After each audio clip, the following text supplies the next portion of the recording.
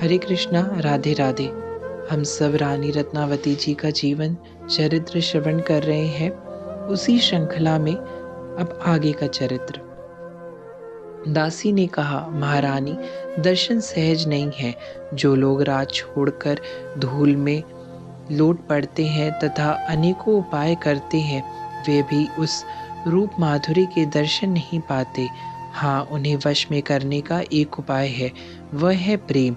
आप चाहे तो प्रेम से उन्हें अपने वश में कर सकती हैं। रानी के मन में जज गया था कि भगवान से बढ़कर मूल्यवान वस्तु और कुछ भी नहीं है। इस लोक और परलोक का सब कुछ देने पर भी यदि भगवान मिल जाए तो बहुत सस्ते ही मिलते हैं। जिसके मन में यह निश्चय हो जाता है कि श्री हरि अमूल्य निधि है और वे ही मेरे परम प्रियतम है, वह उनके लिए कौन से त्याग को बड़ी बात समझता है। वह तन मन भोग मोक्ष सब कुछ समर्पण करके भी यही समझता है कि मेरे पास देने को है ही क्या। और वास्तव में बात भी ऐसी है। भगवान तन मन साधन प्रयत्न या भोग मोक्ष के बदले में थोड़े ही मिल सकते हैं। वे तो कृपा करके ही अपने दर्शन देते हैं और कृपा का अनुभव उन्हीं को होता है जो संसार के भोगों को तुच्छ समझकर केवल उन्हीं से प्रेम करना चाहते हैं। रानी रत्नावती के मन में यह प्रेम का भाव कुछ कुछ जग उठा। उन्होंने दासी गुरु की आज्ञा अनुमति के अनुसार नीलम का एक सुंदर विग्रह बनाकर तन मन धन से उसकी सेवा आरंभ की। वह अब जागृत स्वप्न दोनों ही परिस्थितियों में भगवत प्रेम का अपूर्व आनंद लूटने लगी। राजरानी भोग से मुंह मोड़कर भगवत प्रेम के पावन पथ पर चल पड़ी थी। एक एक के साथ दूसरी सजातीय वस्तु आप ही आ जाती है। भजन के साथ साथ संत समागम भी होने लगा। सहज कृपालु महात्मा लोग भी कभी कभी दर्शन देने लगे। एक बार एक पहुंचे हुए प्रेमी महात्मा पधारे। वे वैराग्य की मूर्ति थे और भगवत प्रेम में झूम रहे थे। रानी के मन में आया, मेरा रानीपन सत्संग में बड़ा बाधक हो रहा है, परंतु यह रानीपन है तो आरोपित ही ना। यह मेरा स्वरूप तो है ही नहीं, फिर इसे मैं पकड़े रहूं और अपने मार्ग में एक बड़ी बाधा रहने दूं। उन्होंने दासी गुरु से पूछा, भला बताओ तो मेरे इन अंगों में कौन सा अंग रानी है जिसके कारण मुझे सत्संग के महान सुख से विमुख रहना पड़ता है। दासी ने मुस्कुरा दिया। रानी ने आज पद मर्यादा का बांध तोड़ दिया। दासी ने रोका परंतु वह नहीं मानी। जाकर महात्मा के दर्शन किए और सत्संग से लाभ उठाया। राज परिवार में चर्चा होने लगी। रत्नावती के स्वामी राजा माधो सिंह दिल्ली थे। मंत्रियों ने उन्हें पत्र लिखा कि रानी कुल की लज्जा मर्यादा छोड़कर मोंडों की भीड़ में जा बैठी है। पत्र माधो सिंह के पास पहुंचा। पढ़ते ही उनके तन मन में आग सी लग गई, आंखें लाल हो गई, शरीर क्रोध से कांपने लगा। देवयोग से रत्नावती जी के गर्भ से उत्पन्न राजा माधो सिंह का पुत्र कुंवर प्रेम सिंह वहां आ पहुंचा और उसने पिता के चरणों में सिर टेककर प्रणाम किया।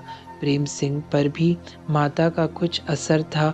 उसके ललाट पर तिलक और गले में तुलसी की माला शोभा पा रही थी। एक तो राजा का क्रोध आ ही रहा था, फिर पुत्र को इस प्रकार के वेश में देखकर तो उनको बहुत ही क्षोभ हुआ। राजा ने अवज्ञा भरे शब्दों में तिरस्कार करते हुए कहा, आव मोड़ी के साधु नीके लड़के आ। पिता की भाव भंगिमा देखकर, उनकी तिरस्कार युक्त वाणी सुनकर राजकुमार बहुत ही दुखी हुआ और चुपचाप वहां से चला गया। लोगों से पूछने पर पिता की नाराजगी का प्रेम सिंह को पता लगा।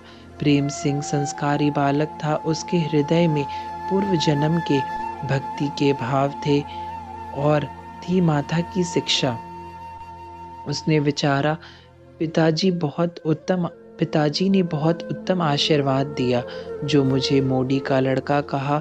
अब तो मैं सचमुच मोडी का लड़का, मोडा मतलब साधु ही बनूंगा। यह सोचकर वह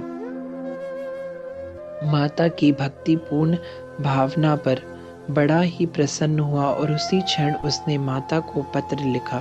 माता जी, तुम धन्य हो जो तुम्हारे हृदय में भगवान की भक्ति जागृत हुई है और तुम्हारा मन भगवान की ओर लगा।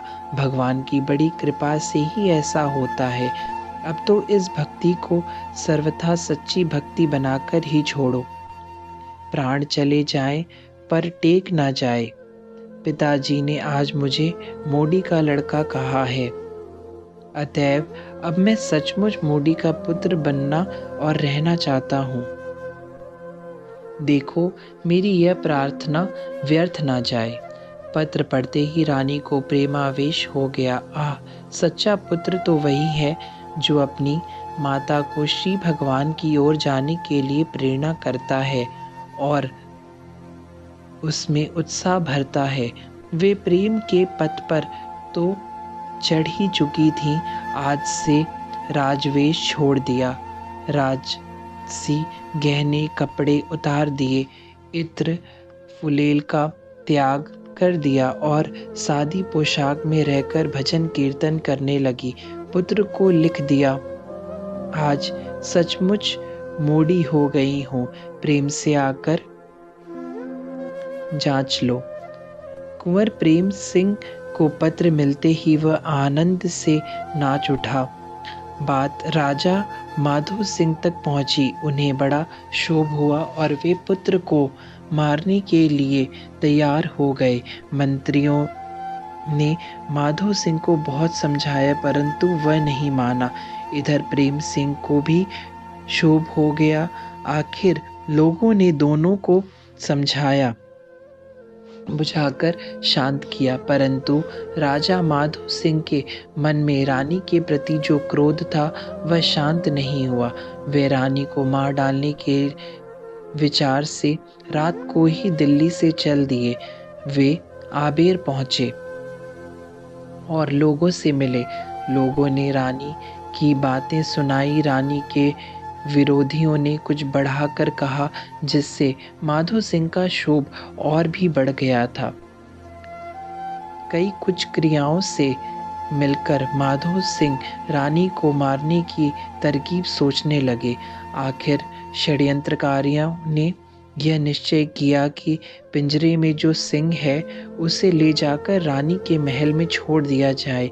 सिंह रानी को मार डालेगा, तब सिंह को पकड़कर यह बात फैला दी जाएगी कि सिंह पिंजरे से छूट गया था, इससे यह दुर्घटना हो गई। निश्चय के अनुसार ही काम किया गया। महल में सिंह छोड़ दिया गया। रानी उस समय पूजा कर रही थी। दासी ने सिंह को देखते ही पुकार कर कहा, देखिए सिंह आया। रानी की स्थिति बड़ी विचित्र थी। हृदय आनंद से भरा था, नेत्रों में अनुराग के आंसू थे। इंद्रियां तमाम सेवाओं में लगी थी। उन्होंने सुना ही नहीं। इतने में सिंह कुछ समीप आ गया। दासी फिर पुकार कर कहा, रानी जी, सिंह आ गया है। रानी ने बड़ी शांति से कहा, बड़े ही आनंद की बात है। आज मेरे बड़े भाग्य, मेरे प्रहलाद के स्वामी श्री नरसिंह जी पधारे हैं। आइए इनकी पूजा करें। इतना कहकर रानी पूजा की सामग्री लेकर बड़े ही सम्मान के साथ पूजा करने दौड़ी। सिंह समीप आ ही गया था, परंतु अब वह सिंह नहीं था। रत्नावती जी के सामने वह साक्षात श्री नरसिंह जी उपस्थित थे। रानी ने बड़े ही सुंदर, मनोहर और आकर्षक रूप से परम शोभा संपन्न भगवान नरसिंह देव के दर्शन किए। उन्होंने प्रणाम करके माला पहनाई, तिलक दिया, धूप दीप किया, भोग लगाया, प्रणाम आरती करके वह उनकी स्तुति करने लगी। कुछ ही क्षणों बाद सिंगरूप प्रभु महल से निकले और जो लोग पिंजरा लेकर रत्नावती जी को सिंह से मरवाने आए थे, सिंगरूप प्रभु बात ही बात में उनको परलोक पहुंचा दिया और स्वयं मामूली सिंह बनकर पिंजरे में प्रवेश कर गए। लोगों ने दौड़कर राजा माधो सिंह को सूचना दी कि रानी ने श्री नरसिंह भगवान मानकर सिंह की पूजा की। सिंह ने उनकी पूजा स्वीकार कर ली और बाहर आकर आदमियों को मार डाला। रानी अब आनंद से बैठी भजन कर रही हैं। अब तो माधो सिंह की आंखें खुली, भक्त का गौरव उनके ध्यान में आया, सारी दुर्भावना क्षण भर में नष्ट हो गई।